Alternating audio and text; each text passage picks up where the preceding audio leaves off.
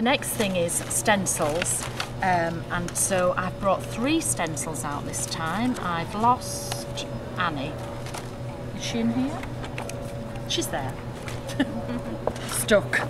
So this is Annie. It's the same figure in 3 different sizes because I wanted to use it a lot. This is Bert, and this. Bert, that's my dad's name. And this is Flossie. Like that, yeah. That's my dad's name. Yeah. And you can see they're well used. But with my stencils, as well as having them as stencils, I wanted the inners. So you also get everything, the 3 different sizes inside to use. And I just put these down and I spray over them and I layer them up and do things like that. I draw around them. Use them as silhouettes. You can paint over the top, anything. So we've got both of those. And then I have my couture stamps, which I'm really excited about. I've always, you can see here, I've always, in the last couple of years, drawn things like this. And then last year I said, can I have these as stamps? And they were like, no, you can't, because to have a rubber stamp that big would be so expensive. Then they said, we can do them in clear. I don't like clear stamps, I like red rubber. But these are actually in silicone and they're lovely. So this is Walk in the Park.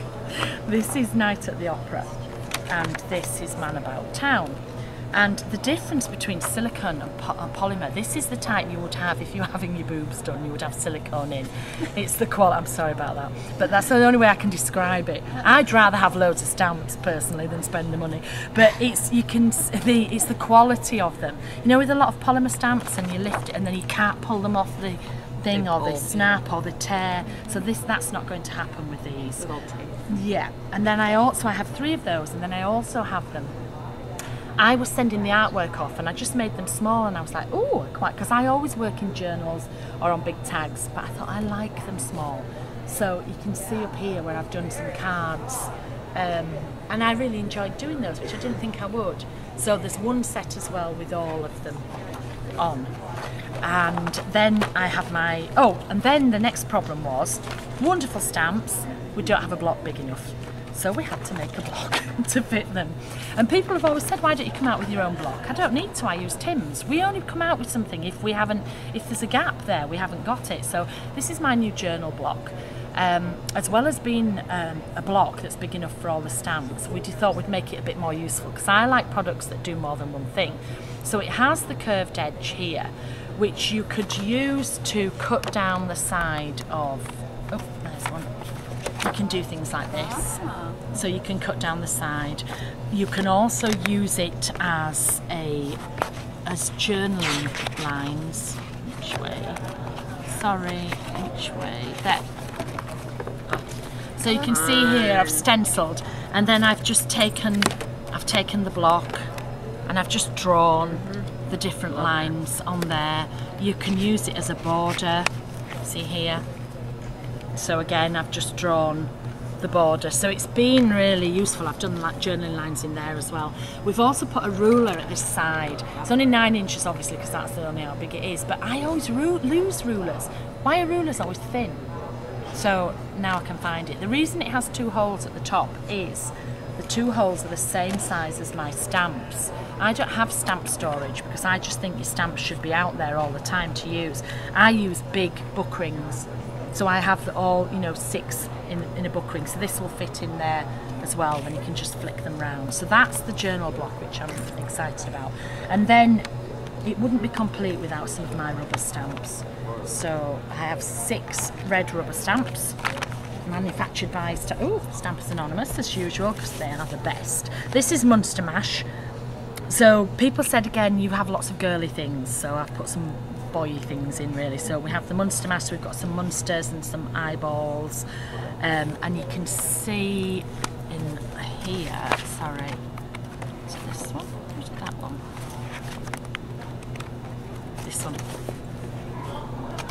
There's the Munsters Christmas, and it says, just remember, to the outside world we are a normal family. So they were just fun, and everything you see coloured in is coloured in with my ink in the pens. Everything. So that was the Munsters. Then we have Mischievous Malcolm. So we have a boy, again, interchangeable heads. Okay. Yeah, you can have it back and show. I just want to. It's got interchangeable heads and things like that, and you can see there where I've used them. So this is what on one of the bodies of one of the first set of stamps. Everything I do, I like you to be able to use what you've already got and incorporate them together. So that's got Malcolm's head. There's Malcolm's body with the frog's head. Here, I've chopped the legs off and I've just cross-legged him and put the baby head on the top. There's the tree stamped in the background, so that's that. Alphabet. People have asked me for an alphabet for a long time. I decided the alphabet, I wanted it to be, can you see it's not a solid black, I've cross-hatched it, so you can then take the pens and you can colour it to whatever colour you want as well. And I always encourage people to doodle it, because then if they doodle, they're learning how to do things themselves as well. And then I have underwater, so these are my backgrounds this time. I have lots of seaweed, and I have the kissy fish. They've got little hearts as lips because they're kissy fish. So there we are, there's some, and there this is the fish and the sea life that goes with it as well. And you can see here where I've taken the tail of the fish and I've popped it on Petunia, so now she's a mermaid. So again, you can just incorporate everything, you know, she's got things in her hair. And this again is the journal. Can you see where I've just drawn round that? So that's got the journal lines in there as well. But also, if you incorporate things like, there's one of the stencils, and then I've stamped, I've put the stencil and I've stamped. This is why my stencils look like this, because I stamp with the solid black over the top and, you know, stamp everything through together. So this one here is where I've stamped with the alphabet stamp, which is from one of my first releases. The white pen is the Essentials actually, and I never used to like this, but I love it now. I think they've changed the ink. They swear blind they haven't, but I'm sure they have, because that's what I use. I just use the Essentials pen. Okay. You have to be wary that when you use it on ink, it will go paler because it's picking up the colour of the ink. But this is on the Distress, and you must let it dry. But the mistake people make is they just go straight in and the pen's ruined, but because everything underneath is not dry. So this I was doing this morning. This might work now, because that was about an hour ago, but it's still not brilliant. I would normally leave this an hour. I'd do it tomorrow or anything like that, or on the plane. And then I love to doodle with the weight and all that, so that's why I was curious.